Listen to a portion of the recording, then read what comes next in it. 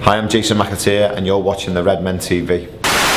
Hello, welcome to Redmen TV for your daily Liverpool news update. It is Tuesday the 16th of February.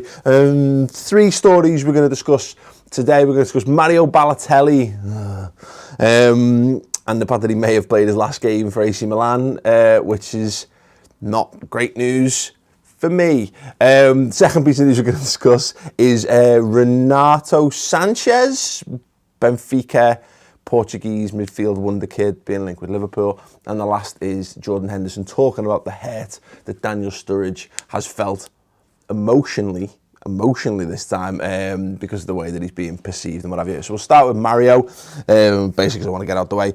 The Independent saying AC Milan manager Sinisa Mihajlovic implied that Mario Balotelli is officially on loan there at the minute, has played his last game for the Italian Giants. He came in as a substitute with just 2 minutes remaining.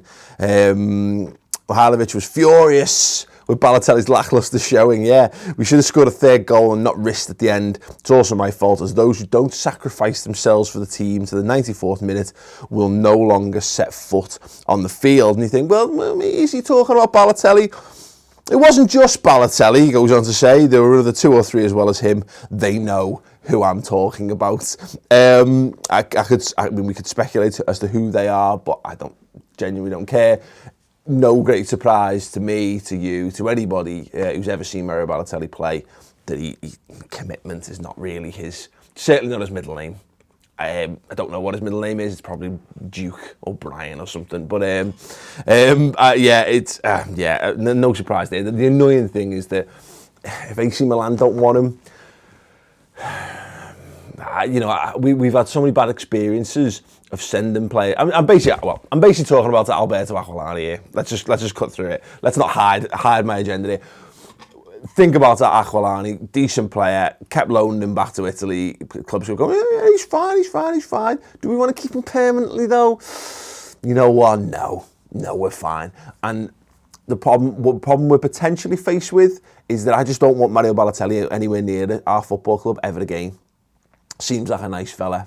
But generally speaking, I don't want him or his attitude or his behaviour or anything like that anywhere near Liverpool Football Club. So it would have been nice if he could just go, yeah, Milan, sound little spell with them. Yeah, just sign off the paperwork, deal completed. He stays there. He doesn't even have to come home to clear his locker out. He probably wouldn't care. It's probably just full of fireworks and KY jelly anyway. So, we'll bang it in the post. Bang it in the post here, Mario.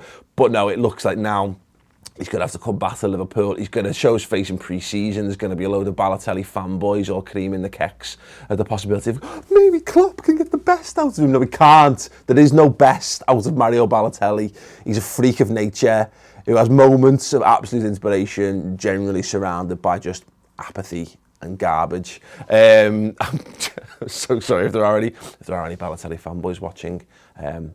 The truth hurts. The next story we're going to come on to talk about is Renato Sanchez. So the Liverpool Echo are doing this in a rumour roundup today. Sanchez, who plays for Benfica, he's 18 years old. He's 1.73 metres tall, because that's important. Right, here's an interesting one. He apparently signed a new contract with Benfica. Yeah, fine. That's a thing. That has a release clause of 80 million euros. Okay, for those of you not up on the latest conversion rates between the euro and the pound or whatever, that like me, because I'm actually looking at it written down here. So that's 62 million pounds. Apparently, they'd be willing to accept offers of 47 million pounds, which Neil Jones of the Echo put in brackets. Nice of them. That's been reported by the Express. So, yeah, I'll be honest with you. I was going to make a bold claim, like I'd do something like try and nosh myself off on camera if we spent £47 million on an 18-year-old Portuguese midfielder, but I won't make that bold promise because football's mental. I just point out as vociferously as I possibly can, Liverpool will not be paying the best part of £50 million for an 18-year-old. I'm sorry, it's never going to happen. Never going to happen. And what's interesting as well, if you actually do a little bit of supplementary googling of Renato Sanchez, the top 50 stories all say he's a Man United target. I would not be making the similar kind of bold statements about Man United paying £50 million for him, is all I'm saying. Well, fair play to anyone who wants to spend that kind of money on unproven talent. We know it can pay dividends. Look at like Cristiano Ronaldo. Although that being said, we were talking like 10 to 12 million for Cristiano Ronaldo. And maybe because of maybe due to inflation, that's a similar amount of money, but nah. Anyway, last story of the day. Daniel Sturridge has talked about Daniel Sturridge, SkySports.com, reporting this one. Liverpool captain Jordan Henderson says Daniel Sturridge has been hurt again by criticism rather than his failing limbs, but by criticism he's received during his injury hit season. It was interesting, just a line he says. Henderson says, I've known Sturridge for years and I'm quite close to him. I've been with him a lot while he's been out. You have to understand he's been more frustrated than anyone at being out.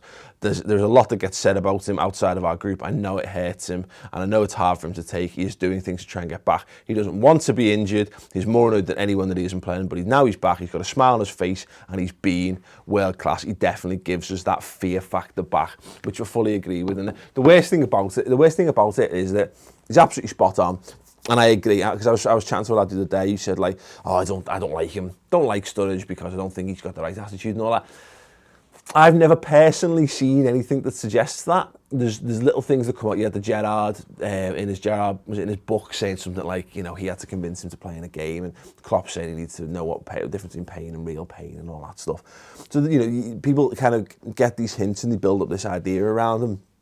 And you know, he has had a lot of injury problems, but I think this notion that he doesn't want to play is a load of bollocks. Like, you know, he clearly wants to play. And the one thing we do know about Daniel Sturridge, categorically, is he wants to be the main man at Liverpool Football Club, or any football club he plays for, to be fair. But I think, you know, he'll be doing everything in his power to get fit. And but ultimately, the problem we've got is that by the time this video comes out, there's every chance that he'll have been injured again, and we're right back to square one.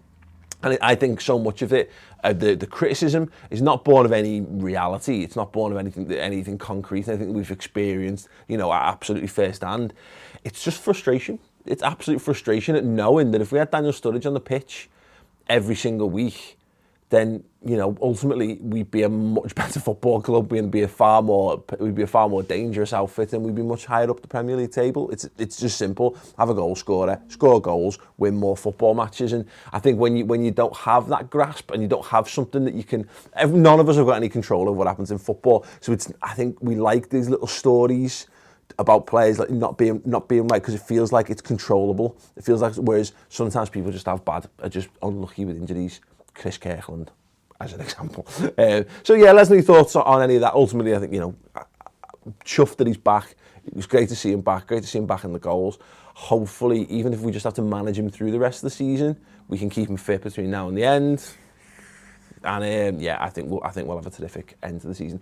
Anyway, I'm going to wrap up there. Do check out the subscriber exclusive shows on the redmentv.com. They're fantastic this week. There's a rather surreal final word show where Chris and Aubrey spend more time talking about hentai porn, apparently. If that's what you're into, it's definitely a break from the norm. We're going to be doing some other exclusive shows as well. We've got the build up to Augsburg coming up. We'll be doing a Red News Roundup show, which is going to be fantastic.